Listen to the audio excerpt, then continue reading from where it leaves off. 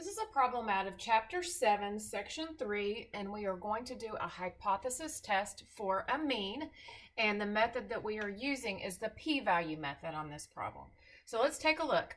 Use technology and a t-test to test the claim about the population mean, mu, at the given level of significance, alpha, using the given sample statistics.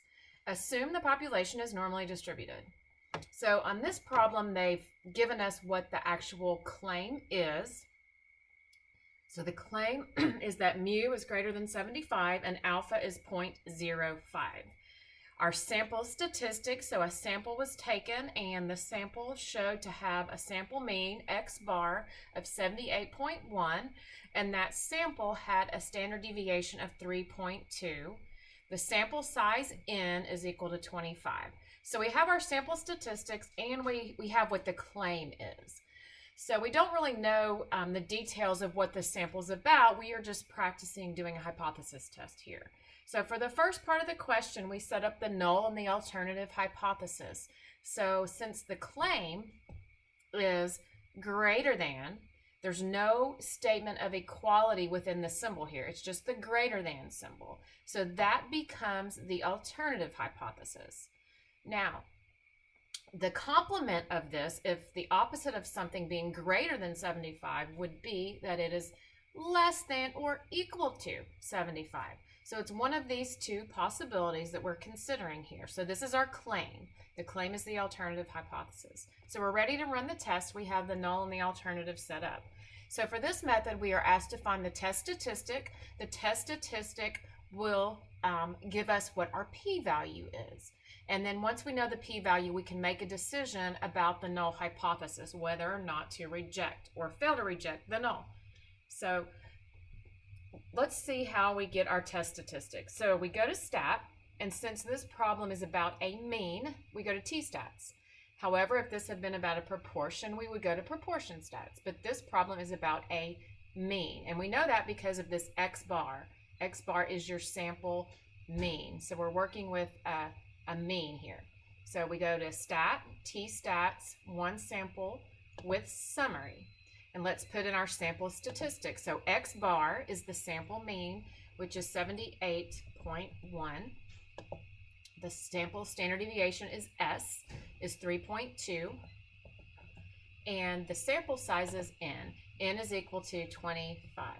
So now we need to tell StatCrunch what we are running our hypothesis test on, and it's based on this claim that the mean is greater than 75. So 75 is here, and then this needs to be greater than. So this matches up with how we set up the null and the alternative. So we are claiming that the mean is greater than 75. We went out and got a sample, and it looked like the sample mean was greater than 75. We got 78. So we're trying to decide if this could have just happened randomly, or is it true that the true population mean would be greater than 75? Because we got a sample that was greater than 75. So are we ready to reject the null hypothesis? So let's see what happens. We need a p-value and a test statistic. So if we hit compute, the test statistic is 4.8, 4 if we round to 2 decimal places, with a p-value of really almost 0. It's 0.0001. So let's look at, I'm going to try if it will let me look at the p-value plot. So when I hit compute, it gives me this arrow here. And so what this is showing, this is our test statistic.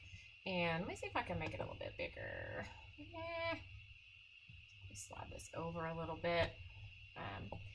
This is where our test statistic here, and it's so small that the area to the right of this test statistic, because we're doing a right tail test, and we know it's right tail test because of this greater than symbol. So we're looking out here in this tail to see where our test statistic is here, and then the area to the right is our p-value. So your p-value is actually the probability of getting your sample if the null hypothesis were true. How likely would it be that we would get a sample with a mean of 78.1? Based off, we're thinking 75.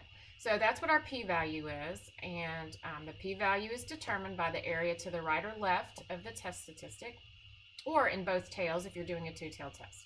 So let's go back to this is our test statistic here, 4.84, and our p-value.